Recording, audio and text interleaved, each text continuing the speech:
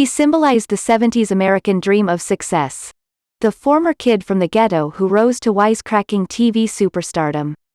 While in his element as the broadly strutting, gleamy-toothed J.J. Evans of the popular urban-styled sitcom Good Times, 1974, Jimmie Walker lived the extremely good life.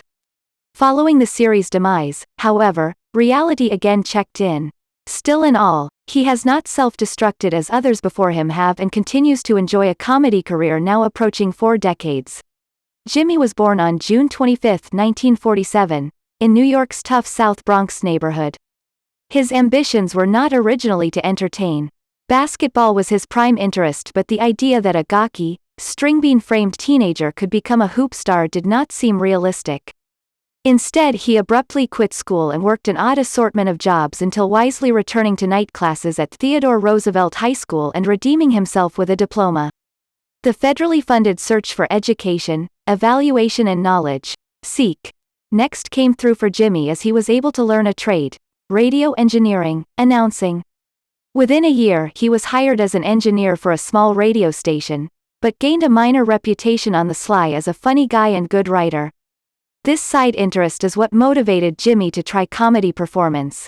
He made his stand-up debut as an opening act on New Year's Eve in 1967 for The Last Poets, a militant poetry group, and was such a hit that he stayed with the group for a year and a half building and polishing his jive-styled act. At one point Jimmie was seen at a Manhattan club by comedian David Brenner, who referred him and others, such as Freddie Prinze, to Bud Friedman and his improv stage in New York. Jimmie eventually became a regular. His debut shot on TV Variety came with Jack Parr's show, and his successful 1972 appearance propelled him to main attraction billing.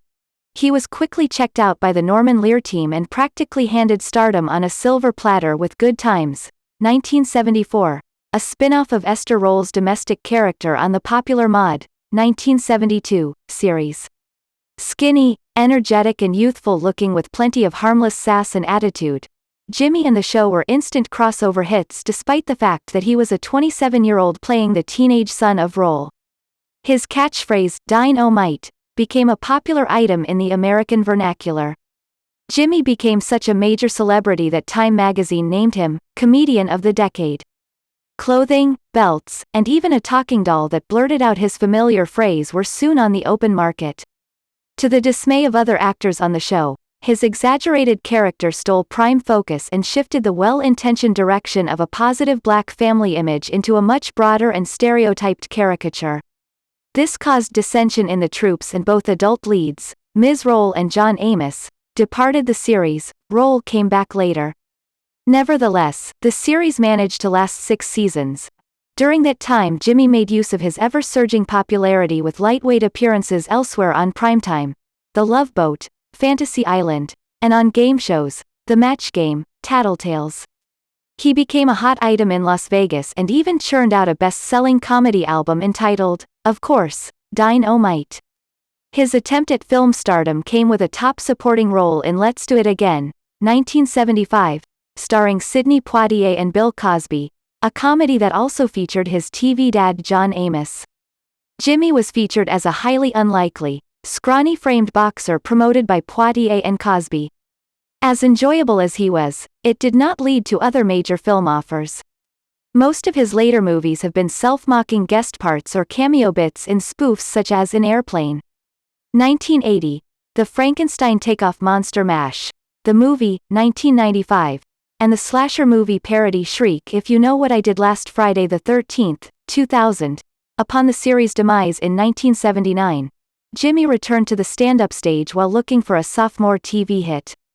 Unable to capitalize on his TV stardom, he instead found himself extremely pigeonholed by the JJ character. The short-lived Bad Cats, 1980, which had him playing a support role as a comic car thief cum repossessor, lasted only a month. The military comedy At Ease, 1983, had Jimmie starring as a Sergeant Bilko-like conman. It too came and went quickly. Hoping the third time would be a charm, Jimmie was a bust again in the syndicated show Bustin' Loose, 1987, based loosely on Richard Pryor's 1981 movie, with the comedian playing another of his genial con artists. Jimmie's main focus has remained the stand-up circuit, touring an average of 25 to 30 weeks a year.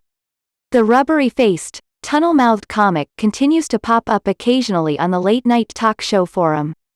In his spare time he writes scripts for TV and films.